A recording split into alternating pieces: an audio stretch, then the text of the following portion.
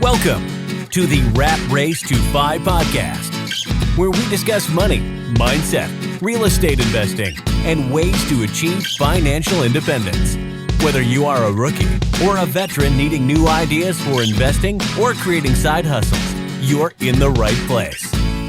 Here to challenge you to think out of the box, your hosts, Felipe Mejia and Diego Corzo.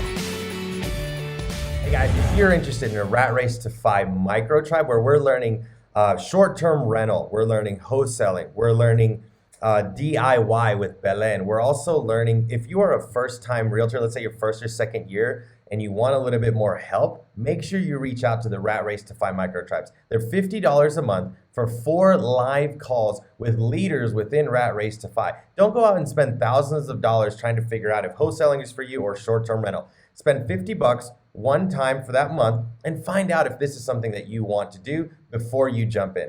All right, guys, let's get started. Guys, welcome to the Rat Race to 5 podcast. Today we have an awesome guest, one of Diego's many coaches.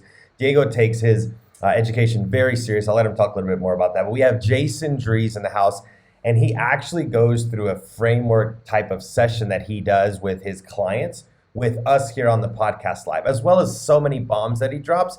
And make sure you wait till the end because there's a really cool story.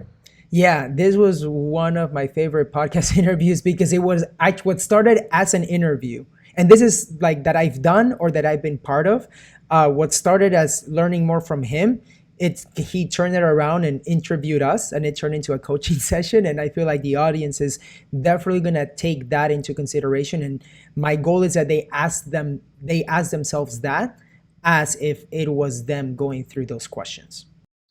100%. No, it's basically like a 1-hour coaching session where you can do this for yourself as if you were the one interviewing. All that to say, let's just get right into it, guys. Jason Drees. Jason, Diego, what's up, guys? Hey, Jason, thanks so much for coming on the Rat Race to 5 podcast, man. We're super excited to have you. For those that don't know who you are, which I can't imagine as many of our listeners, everyone knows who Jason Drees is, but can you tell us a little bit more about who you are, what you do, a very 30,000 foot view level, and then we'll go from there. Yeah, Felipe and Diego, I'm excited to talk to you guys today. I am a performance coach. You know, I say performance coach because it includes business coaching, it includes life coaching. I run a performance coaching company called Jason Drees Coaching, and what we do is we help individuals really just, in a coaching perspective, we help people go from where they are now to where they want to be. But what we really do is we help people live life and live the results of their full potential by really becoming unlimited and just aiming at the biggest target you can dream of. And what we really do is I really don't help people create success, which is funny because people think I help people create success. But what actually happens is I help people remove resistance to success. That's what we really do. Okay. So elaborate more on that. So how do you define someone's success? Do you allow them to define it by just helping remove the barriers? You also said that you have them reach towards their highest potential. Give me a little bit more sauce. Let's dig into that a little bit more because I want people to kind of see what that would mean for them individually. Yeah. So in the next moment, anything can happen. What I have found to be true in my life experience is that 98% of the population, what they're going to do next is a repeat of what they just did with a variance of 1 to 3%. Okay. So people are going to basically only change moving forward 1 to 3%. That's what I've found the average person does. Now, what's possible, like for example, you could have a person with a day job making $50,000 a year, and they could the next year get in a real estate career, investing and do some flips and make $300,000. That's completely possible, right? And so I found is most people are not playing life high enough. They're not aiming high enough for numerous reasons. And what we really do is we help people get aligned with the targets that excite them. Now, there may be times when I'm talking to a client and I can point out a target to them, but really what this is about is helping people go after what they're excited about. And a lot of times people think it's too big or impossible or not easy because they don't know how. But the thing is, we're capable of anything because in the next moment, anything is possible. So really, we help people go after, really what you do is you want to start aiming at not just what you want, but like what is an impossible target? Like what would be a lot of fun to go after? Because the way our brains work is we think if we don't know how to do it, it can't be done. And so a lot of people stop there. But just because you don't know how doesn't mean you can't. Why there, man, there's so much to unpack there. I'm trying to start from the beginning. It's been 3 minutes, Jason. I'm trying to help. So I'm trying to unpack. It just comes out like this. So Yeah. You sound like a book that I need to read next, except you're a live person. It's great.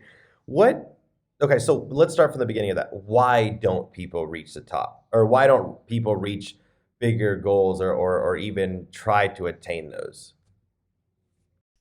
Fear of failure, fear of success, fear of loss of connection, not knowing how, loving being in a comfort zone. They tried really big 10 years ago and it was so painful they can't go there again. They grew up and nobody in their family has ever made more than that. There's a lot of different reasons. And the really thing you want to understand is like we have a brain and then we have a heart, so there's your brain. The brain is a computer that's constantly analyzing everything you've ever done in your life, every bit of information that you have experienced and every information you have heard from TV and education and all that stuff. So we have this conditioning in place. And what actually happens is as we move forward, our brain is constantly looking at the world and comparing it. Do I know how? Do I know? Is this possible? So the brain is a computer analyzing forward movement based on past reference. Now, what is actually possible next are things that are beyond, because you could bump into somebody at lunch tomorrow in the hall you're waiting outside the bathroom to use the bathroom. You bump elbows with somebody, you make a new connection, and all of a sudden there's a new opportunity that changes your life. But the brain can't account for that. So we end up playing in this pattern over and over again, where we have desires within us to grow and expand. We haven't had success in the past, so maybe we're continuing to grow, or maybe we've failed so many times we're just burnt out and we're tired of failing, so we've accepted a lower standard. Interesting. So Jason, let's take it back then. So let's pause right there because we're gonna get into this. Whoa, that was a lot. That's awesome. Let's take it back. Jason Drees, finishing high school, starting college. Did you always know that this is what you wanted to do with life? No. Okay. Not at all. Like you were on. No, I was grabbing a note so we could get back to that point later. No, like in college, in high school, I was good in math. I was good in science. I got, almost an A average, my GPA was like 3.6 or something like that, 3.7. And that's like, never had to study because it was easy. So when I did some AP classes and stuff, but I really just wanted to party a lot back then. So when I got to college, I just started partying. And I went to college. I think all of us. I think we all did, right? I should have not gone to college and just worked and had fun. But I went to college, and where are you going to go? Engineering. Okay. What sounds fun? Civil. So I picked engineering just because I was good in math, and literally went to Cal Poly Pomona while living at home and working a full time, and did that for 3 years. And was like literally still a freshman. Like literally, I just never went to class and never did any homework. And I dropped out of college and went into sales and had a sales job, which I got the referral to the sales job for one of my fraternity brothers at the time. And that's how my tech sales career started. But I was in technology sales from the mid 90s all the way until 2012, 2013. I realized I wanted to be an entrepreneur in 2003 after I read Rich Dad Poor Dad. So prior to reading Rich Dad Poor Dad, in my family, nobody really went to college. My older sister was the first one who went to college because we were the oldest of that generation. And my parents were like, "You're going? Great." So there wasn't really this high level force standard, because most people in my family just all worked hard. They just worked, had jobs and worked, and whatever they did, they just kept doing that. So the standard wasn't super high. And prior to reading Rich Dad Poor Dad, I would think like, let's work and party or do whatever I can on the weekends. Like I was working to not work. But when I read Rich Dad Poor Dad, something shifted in me, and it like literally changed how I view the world. And from 2003 onward is when I started going after financial success as an entrepreneur. I started my first company my first real company in like 2006, 2007. And we designed and manufactured race car driver cooling systems, cooling shirts, these shirts that race car drivers would wear because it's really hot and really hot in cars, and would pump cold fluid in there. Raised startup funding. Actually sold that company kind of, and then got sued. So it was an interesting journey, but it wasn't until I was working, I have a day job. I was working for 986, my race car driver cooling company. And I hired a Tony Robbins coach to help me with that startup company. And after I had that coach for about a year, that coach actually asked me if I had ever thought about becoming a coach. And when he asked me that question, it was like I got struck by lightning. It was like my life changed in that moment. And that was 2012, summer 2012. I went to another Tony Robbins event, UPW, in the summer. And in December, I went to Date with Destiny, his 6-day event. And I literally came out of that and started getting clients without training. And then 3 months later, I got invited into the Tony Robbins coach training program. I was, my early 30s before, 27, 30, 33, before I figured out that direction. Okay. And how many years were you working with Tony Robbins because it sounds like your career changed a bit between it changed a lot, right? From being an entrepreneur on the car racing industry, creating products from that perspective, to actually dealing with people and coaching people and listening to them and understanding. What was your transition from just doing that to now going and working in Tony Robbins from a people's perspective? Well, I've always been good with people. I'm a high I disc profile. So I was always in sales, so connecting, communicating, speaking with people. I was always good at that. Like in technology sales, I was in outside sales. So I would give presentations like over and over and over again. And along that time, I was working with small business owners. So I've been working with small business owners for 20 years. So I have a lot of exposure that helped me in coaching. And it was when I was, it was 2013. I was working in a tech consulting job. The race car driver cooling company never paid enough to be a full job. So it was always on the side. I got into the Tony Robbins coach training program in early 2013. I got an invitation. Also, my second son was due. He was born in May of 2013. And we were living in the Bay Area, which is really expensive. And my wife was running a preschool out of our house. So we decided that she was going to close the preschool and we were going to move to a place that cost less, and so she could stay home with the kids. So we moved from Marin County, California, which is one of the most expensive zip codes in the US, to Rockland, California, which is 20 minutes east of Sacramento. We literally cut our rent by like 60%. So my wife stayed home. We moved there right around Easter, and the baby's due like in 4 weeks. And the day after I moved there, I got fired from my day job. Laid off. Oh man. And Jason, can I bring it back really quick a little bit, and then let's get back to the story. Most people read Rich Dad, Poor Dad and go real estate. Yeah. Did you just skip over the middle part? I know that Rich Dad, Poor Dad is not a real estate book, but that's the route that 90% of the people we interview and other podcasts do, as well, as what they say. Why did your mind go towards business and then furthermore coaching? Well, it actually did start real estate. Mm-hmm. It did. I started reading about real estate. I actually started an internet business. That didn't make any money. That was just like an online casino. I was like, I'll make this and try some Google AdWords and stuff. And that just lost money. And I'm like, oh, I'll get real estate investing. So I started looking at real estate investing, and I found Dolph DeRue. You know Dolph? Yes. And I literally went to a Dolph DeRue seminar in San Francisco in like 2004. And I was I'm going to do real estate investing. I need to get some money to buy a house. Right. And I was never really good with money, and I had a low financial mindset back then. So I never really got to the point of actually executing on it.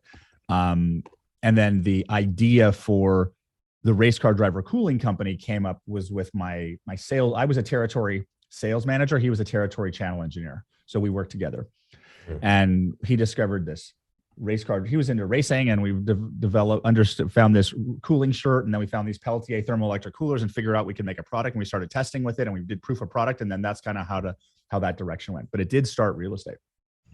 Okay, got it, got it. And okay, so now to bring it forward now, what you mentioned that you were about to have a baby and you got fired from your job.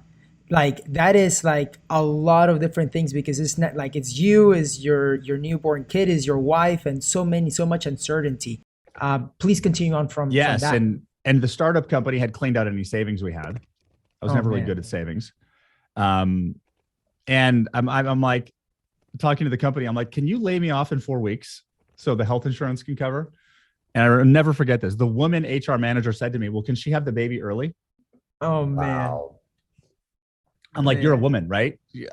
So anyway, and I also got accepted to the Tony Robbins coach training program, which was which I didn't realize at the time was like 6 weeks of training and then live event training and then 3 more months of training and then clients. And then you get paid $60 an hour part-time. Oh man. So I was super excited to become a coach. I started looking for other jobs. And in the tech environment in the Bay Area, like I'd been in, this was 2012, I'd been there for over a decade.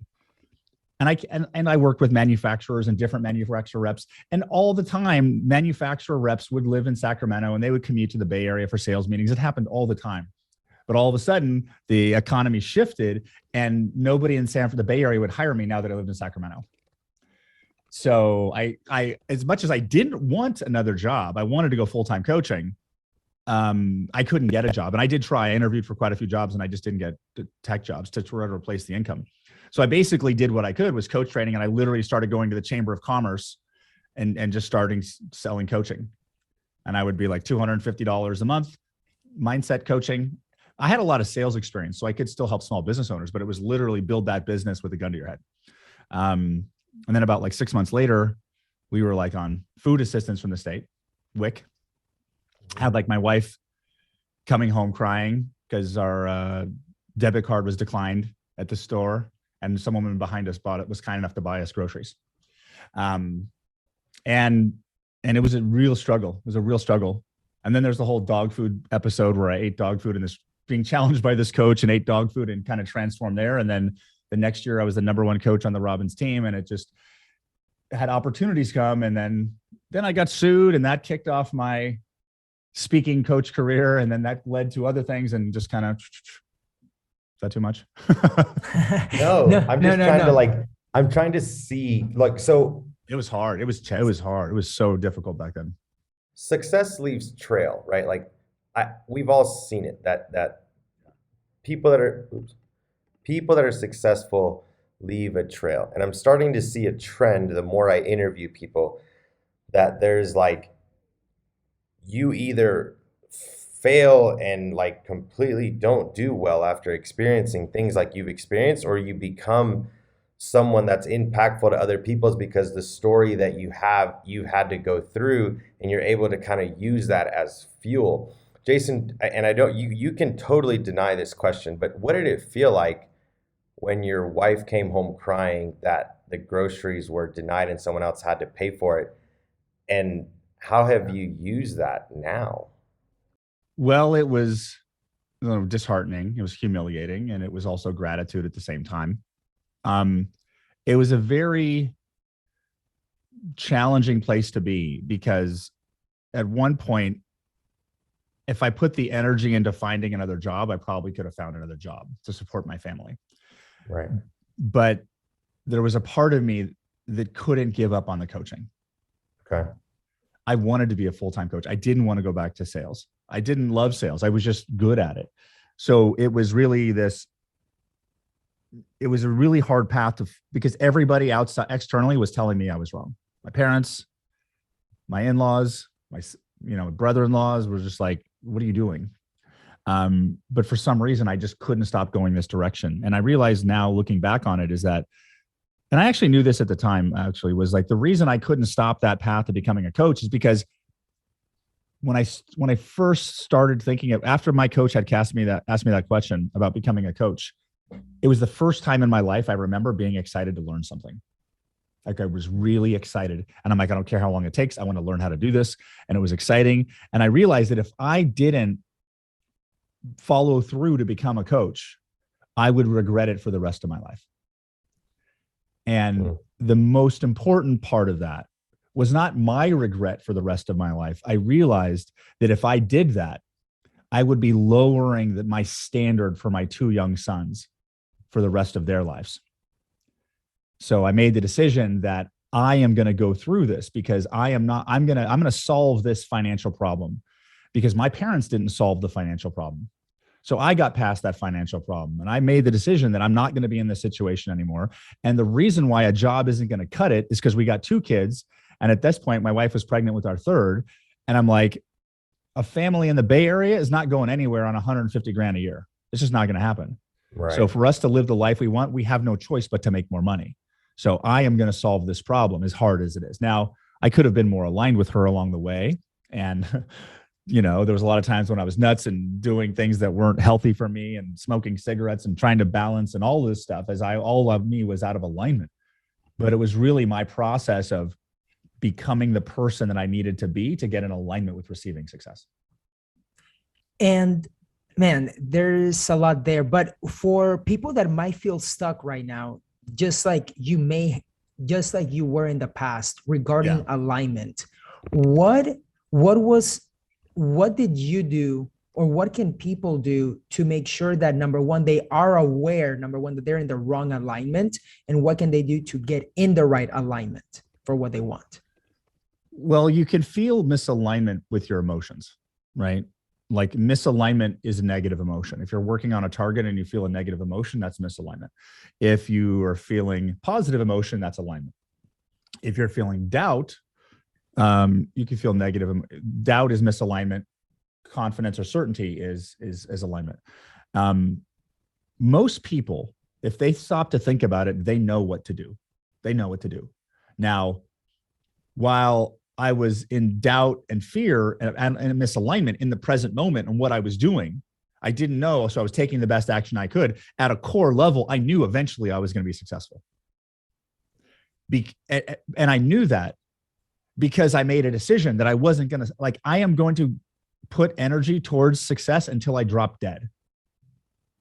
So there was a decision there. So if other people are stuck and they're stuck in that place, check, you know what to do. You know what you should be doing, and you know what you should not be doing. So stop doing what you shouldn't be doing and start doing what you need to be doing, and give it more and keep changing your approach, doing whatever you can.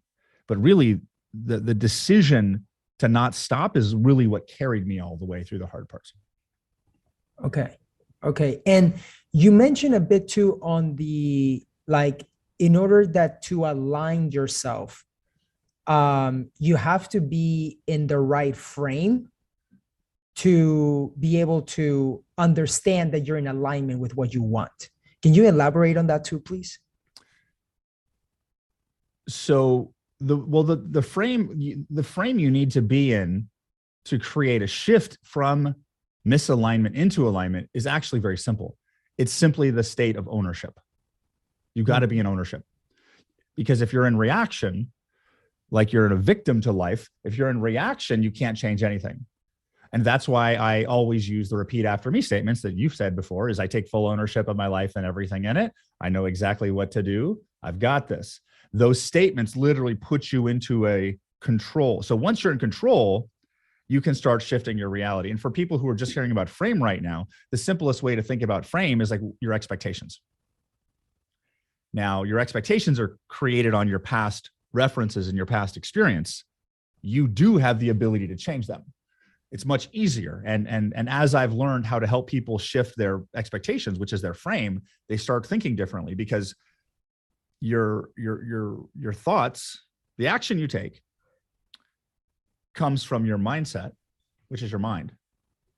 And most people are aware that your mind creates your thoughts. And so if our mind is creating an action that's hitting the target, that's great. If the mind is creating an action or strategy that isn't hitting the target, we're not in alignment. So a lot of times people will start looking for mentors or looking for strategies, or like, what do I need to do? Because maybe they don't know what to do, or what they're doing is not working. What I've discovered is that the simple, easy way to change mindset is by shifting frame. Because you ask somebody how to change mindset and they're going to be like, I don't know, make incantations, beliefs change. But the thing is, mindset is created by frame. which is you. So when you shift your frame, your mindset shifts automatically. So all of this doubt that people have is occurring because they're in a frame of misalignment that's creating a misaligned mindset. So the simplest way to do that, to shift frames, it's so simple. It's so simple. Like if you want to find a new job and you don't know how to make, or you want to make more money or find a new job and you don't know how, the simplest way to change your frame is just imagine a version of you that knows how to make more money. And if you imagine, and literally imagine for 15, 20 seconds, you'll start to shift your frame, and that will shift your mindset. And is that at the point, where like people, when people say that you become like, once you're aware, like once you increase your awareness, you will begin to look at opportunities or see opportunities where you didn't see them before. Does that happen because you're, at that point now you're acting in the right frame? Yes. Yes. Yeah. Like it's your entire perception of reality is based on frames. Mm-hmm. You can also, frame, you could also call a point of view. Okay. Right. A point of view. Because if you look at a deal, you'll see something. Felipe looks at a deal. He may see the same thing. He may see something different. Somebody brand new will not see it at all. Right. So we have the ability to shift those, but we also have frames about how life works. Am I good at making money or am I bad at making money? Those are also frames too. And a lot of times it's the environmental frames that we're operating in that are causing the biggest blocks to our success. Got it. And what can people do, for example, what are some recommendations that people can do to get number one into the right environment to change those frames? So if you notice when you talk to me, like there's action, right? And then there's environment, mental environment, right? When I'm talking, all my coaching is all on the mental environment. All my coaching, when I work for Tony Robbins, it was all on action. So most other coaches are focused on action and forcing action, and like you got to be determined so they use this mental toughness to force misaligned action. But my biggest breakthrough that happened was that frame is what creates your reality. So the simplest way to shift your frame is really just to imagine yourself doing that. Like for example, your environmental frame, your environmental point of view, your environmental expectations is based on your past. So if you grew up and there wasn't a lot of money around, and money is hard to get because you heard that and you saw your parents with the conversations in the kitchen struggling about money, you're operating in a frame where money's hard to get. Right. Your frame, which I theorize is actually the vibrational frequency of you as a being, because your body is made of atoms. It's pure energy. Life is pure energy. Life responds to us. Sometimes it responds great. Sometimes it doesn't. What I've found and proven over and over is that life responds to you based on your frame. So if you're in a frame of financial scarcity and you think money is hard to find, it's going to create a mindset that's hard to find money with connections that don't go anywhere. If you're in a frame where money is easy to get and it's just like water, it's everywhere, then your mindset will start operating that way and you'll start finding new connections and new opportunities to support that. Yeah, I agree 100% with that for sure. Jason, so I can imagine myself with a six-pack. Yeah. Is that how this works? Well, it's not as much imagine. It's get a sense. And I can explain the difference right here. And I keep coming back to this graphic, right? Action, mindset, frame. Our brain thinks action creates reality, right? But it doesn't. Reality creates your action. Okay. Right. The reason you don't want to visualize, because visualize is the current frame. It's a frame. Because if you're using your brain, you're in the same mindset. So when I always say get a sense. So if you want a six-pack and you don't have one right now, you're in a frame that's not in alignment with getting a six-pack. So let's do it right now. Like when I say get a sense, have you ever had a time when you're in a line at the grocery store and you're looking straight ahead and you know that this person on your left is looking at you, right? Yes. You're not using one of your five senses, right? Yep. That's a different conversation. You can sense them there, right? There's a feeling, yeah. The feeling, yeah. So let me ask you this, Felipe. Can you get a sense of a version of you tomorrow, next year, 20 years, 40 years, anytime in the future? Can you get a sense of a version of you in the future that not only knows how to have a six-pack, but actually does have one? Well, let's get one thing straight. First of all, I have an 8-pack. Okay, so I'm just kidding. No, so yeah, I can. Okay, so let's do this for the listeners. Yes, I can. But let's step back a little bit. The one that actually knows how to shift, like, can you sense the version of you that knows how to go from 8-pack to 6-pack? I mean, I guess no, because I haven't done it, but I can like only see it. No. Can you sense a version of you anytime in the future that would know how? I don't think so. Okay, so let me back. Okay, so that frame's too far. Can you get a sense of a version of you in the future that knows it's possible for people to go from an 8-pack to a 6-pack? Yes. Okay. And can you get a sense of a version of you that knows if other people can do it, you can do it too? Yes. Can you get a sense of a version of you in the future that knows how to go from an 8-pack to a 6-pack? Yes. Okay. Where is that in relation to you physically? Where is that frame? Front, back, left, right? Yeah, I mean, I can right in front of me. Okay. It's different for everybody. Now, for me, it's on the front left. Some people it's up, some people it's down. Now, hold your awareness on it a little bit longer. Just put your attention on it, like that person was watching you. Now, can you get a sense of a version of you in the future that is excited because you know you can go from an 8-pack to a 6-pack? Yes. And can you get a sense of a version of you in the future that's actually successfully went from an 8-pack to a 6-pack? Yes. Can you get a sense of a version of you in the future that's lived with 6-pack abs for 12 months? Yeah. Can you get a sense of a version of you that just always has 6-pack abs because that's how you live your life now? Absolutely. Okay. Now hold your awareness on that frame. Okay. You want to go like 15 seconds.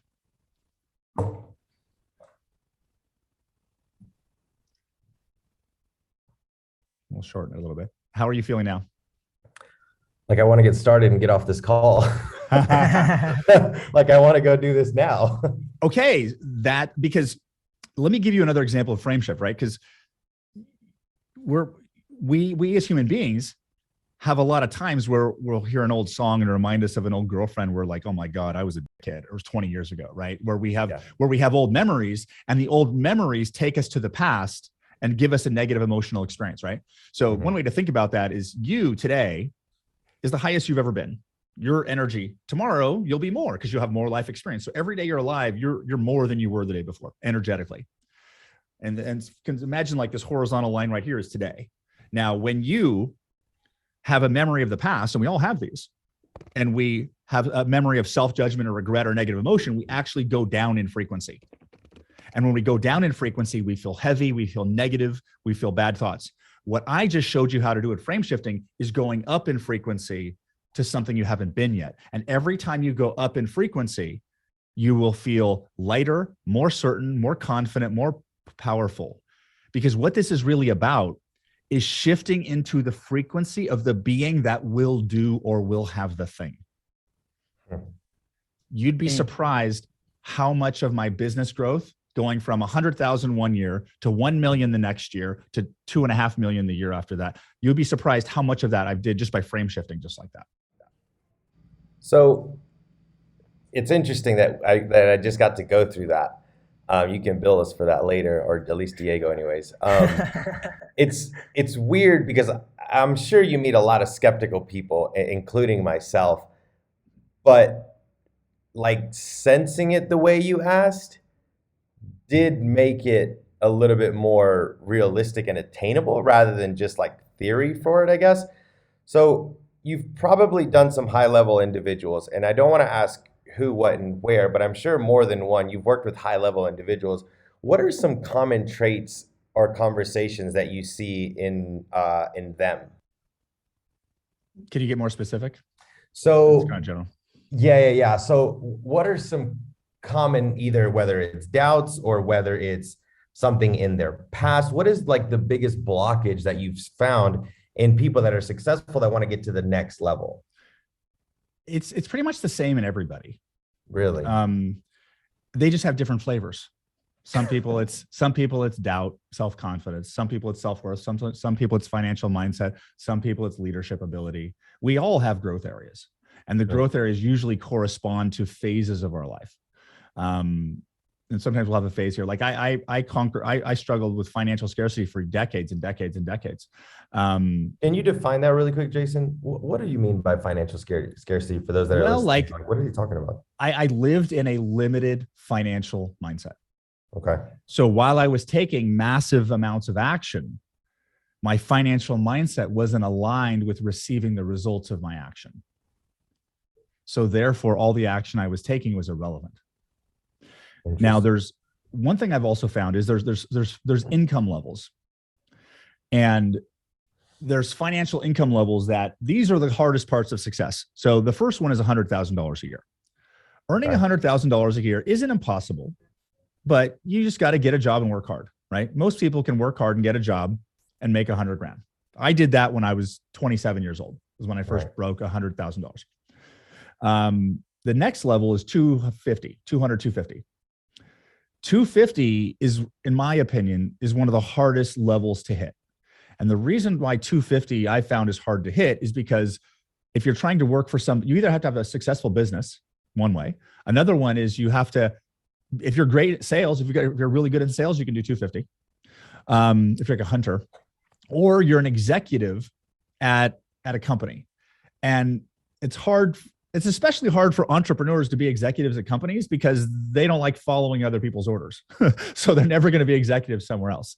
There's different types of people. So getting across the 250 part is one of the hardest. Like I passed 100 when I was 27, but I didn't break 250 until I was like 44, 45.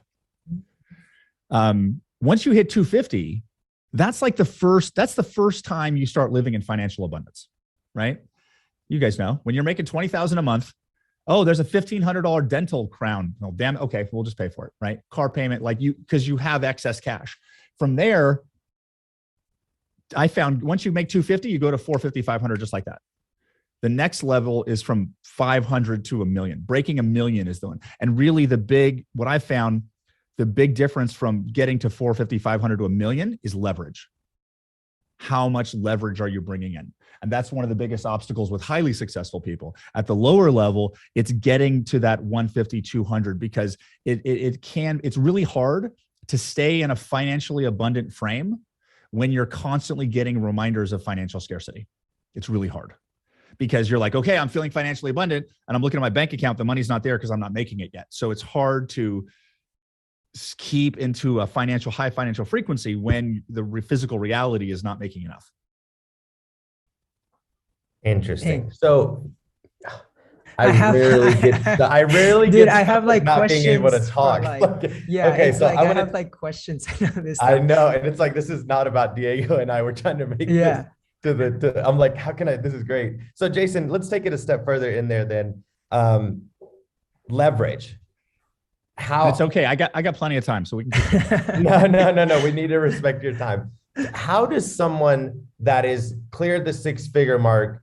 Can you give an example of how maybe you leveraged or how you've helped other people leverage to get past that mark, to get to that next level, past 500 up to $1 million? What do you mean by leveraging people, leveraging time, leveraging softwares, processes? Like, what does that necessarily mean? Well, that's all the byproduct of it. But let's go to the core of the problem. Okay. Right. So at a simple level, it's going from me to we, right? Me to we. And what that actually means is like, okay, I work hard. I got my business and I'm going to make a little triangle shape right here. Like, okay, here's my job. These are the things I do in my job. And when you start to get successful, you start to get more work. You start to get more job than you can do, right? So I'm like, okay, I've got a job. Now I can't get all this done. It's not enough. So I need to find someone else to do my job. And the way your brain works, because at the me level, you're not thinking we, it's a entirely different mindset. So at the me level, you're like, okay, here's my job. You want to come help me? Okay, so you come over here and here's how you do my job. You need to put your right arm right here. The thumb needs to be up and you need to do this. So basically when we first start to go from me to we try to find clones of ourselves, right? Clones of ourselves. So we end up treating our business like one big job we're trying to get other people to help us do. I had a massive breakthrough on this when JDC started to expand at the end of 2020. So the end of Q3 2020, Q2, Q3 was in August. All of a sudden, I had more clients than I could deal with, and they started coming in. And I'm sitting here like, JDC is this entity, and I'm lifting it up like this, and I got it off the ground, and it's about to start flying, and it's making me money, and I feel like that, right? And you guys understand that, right? You're entrepreneurs. You're like, you get it up. You're like, don't drop. And I'm like, wait a second, I can't do anymore. I'm limited. And there's no more coaches. So do I want to hire more coaches and bring them and teach Jason Drees coaches? Or do I want to just, I'm the only one and there's a big long line? And I was like, well, a big long line would be the easiest way, but clearly I'm supposed to be doing this and I want to serve people. So let's bring on more coaches. And then I got a coach who knows how to coach, but I'm like way off the reservation ever since Robbins, because I went in entirely different coaching system now. I'm literally coaching at a different level of consciousness. So then I'm going through this process of, I've got this new employee who happened to be a coach. And I'm like, how do I make him a clone of me? And it was exacerbated because as a coach, it was more specific, right? Versus just any type of business work. How do I make him think like me as a coach? And I realized the only way I could even attempt and possibly do that was to micromanage the shit out of them. So we both hated each other. So I knew that wouldn't work. And I also knew that this employee who happened to be a coach, we could put them through sales training or HR training or coach training. You can put 100 people through there and they're all going to be different when they come out because their personalities are different. So I realized that there's no amount of training that's going to make him be me. So I realized that if JDC wants to grow, I have to bring in more coaches. I have to let coaches be themselves. And I have to. And I was going like this. And I'm like, all right. Because my brain's going, okay, well, Stan, you're holding this business up, like spread your hips out, put your thumb here to support it, right? Because you're thinking to micromanage them. But I'm like, okay, I'm going to let JDC go. I'm going to hand it off to you. Because if I don't, I'm never going to leave this spot. So I go like this, pull my hands back, and I hand off this energetic, letting somebody take ownership in the business. And when I put my hands like this, I thought that JDC was going to fall to the ground. I was like, well, I had a good run. And what actually happened is when I let go, JDC flew up in the air. And in the next 30 days, the number of affiliate referral inbound leads doubled. And that's when I realized I hadn't been holding JDC like this. I'd been holding it like this. So the key to going from me to we is to not treat your business like one big job. You need to treat your business like it's its own entity that you work for. Interesting. And then you need to talk to it. And when I talk to it, it gives me input. And something really cool happened. At the end of 2020, when we did the 10X growth, my brain was just jello from the crazy volume of work. In the end of January, I'm in a meeting with two of my team members, my COO and one of my program guys. And in that meeting, I'm just like, because I'm just so exhausted. The two of them gave me the future vision of JDC on a team call. And I heard it and I was like, yes, that is exactly it. And I was like, and I left that meeting and I was like, how the hell did my team just give me my vision, the vision for my business? And what I realized in that moment is because I allowed people, JDC, to be its own entity and not me, it made it possible for other employees to connect and contribute to that entity. And in that point of time, my two staff members were more aligned with the entity JDC than I was, and that's why they got the vision. Interesting. Jason, now I'm wondering if it came from you or Brandon. I was having dinner with Brandon in Nashville, and Diego and I were struggling on how to scale Rat Race to Fi, our mastermind, but we knew we didn't want to go over 100 members, but we did want to scale. We were like, okay, it's very successful. People are getting their lives transformed, investing in real estate. People are partnering. It's a great mix. But we cannot be, in my opinion, productive with thousands of people in Rat Race. And it's just me and Diego. We're limited by time. Camera looks great, Jason.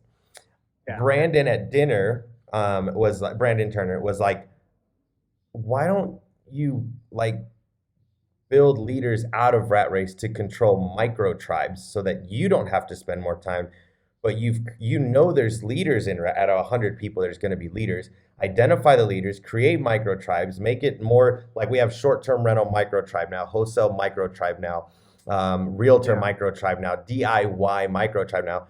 And we've almost doubled, maybe even close to tripled Rat Race.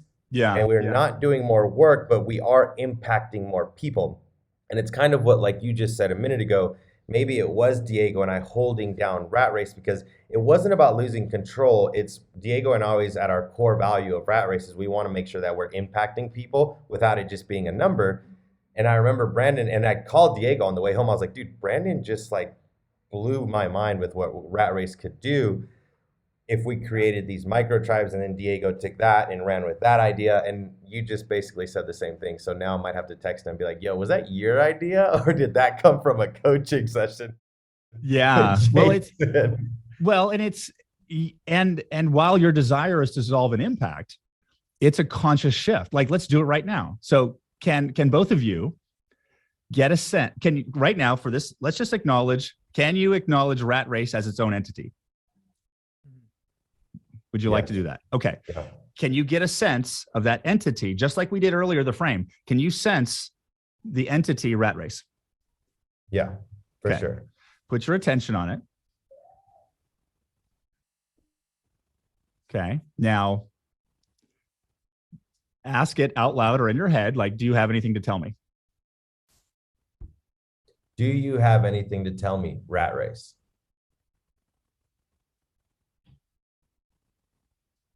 What did it say? It said, go big or go home. Okay, ask it what it wants right now. What do you want? Diego, what does Rat Race want?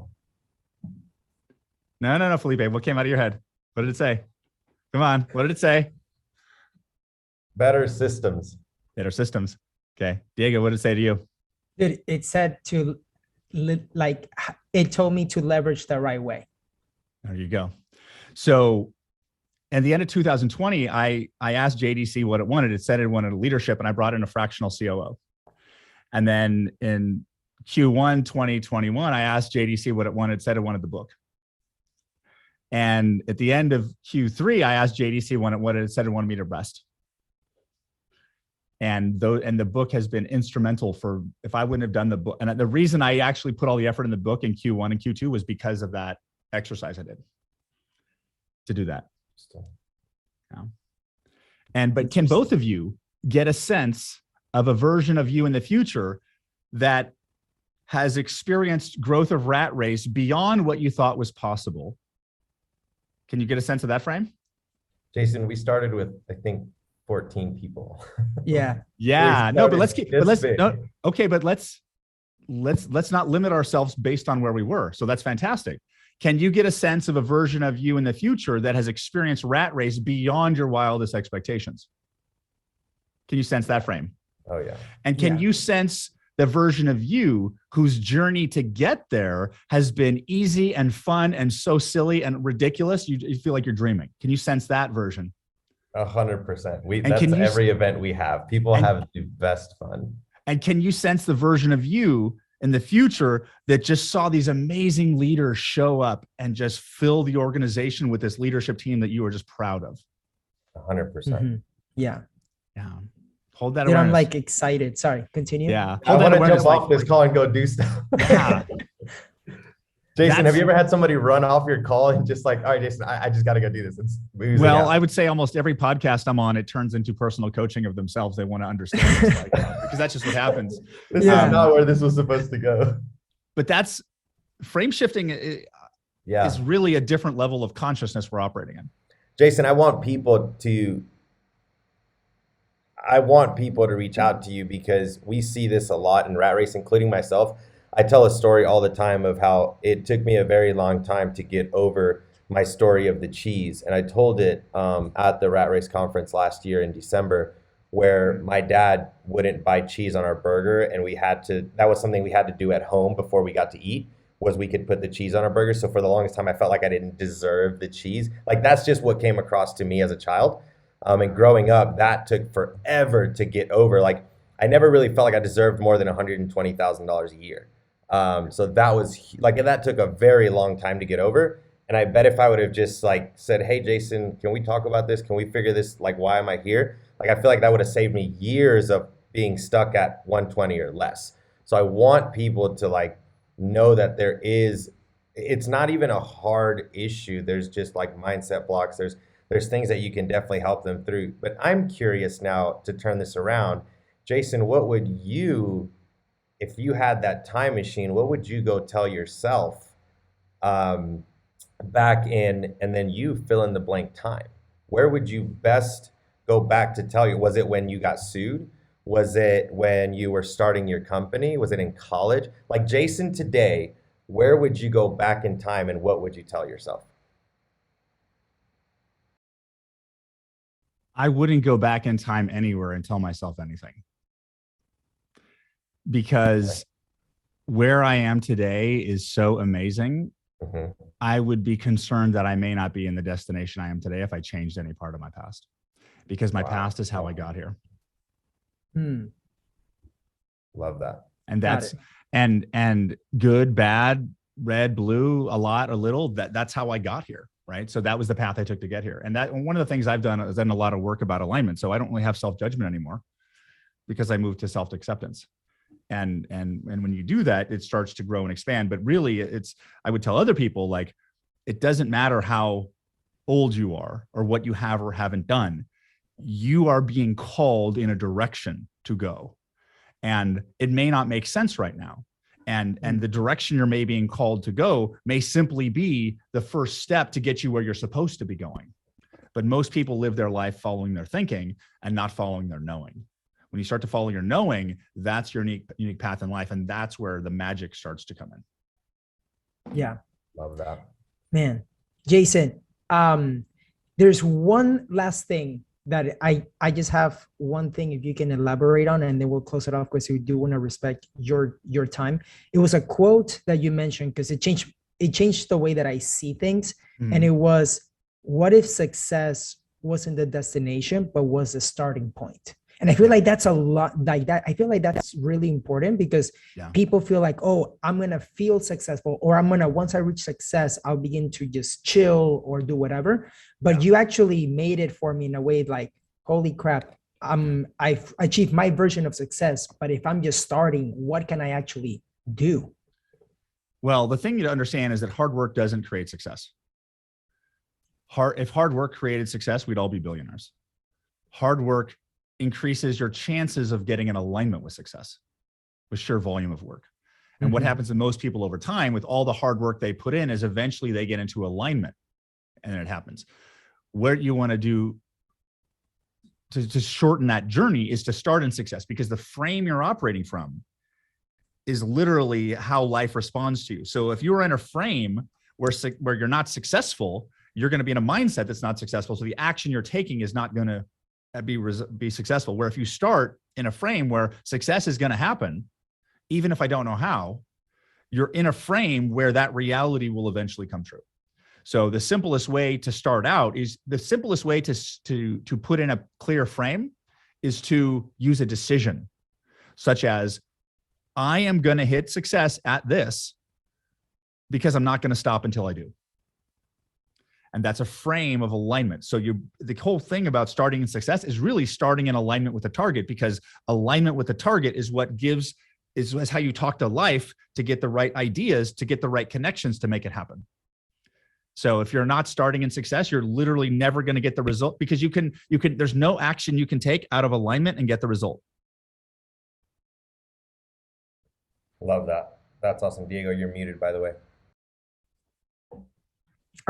Jason, this was awesome. This was like, I didn't know that it was going to be a podcast, and then it turned into like a coaching call.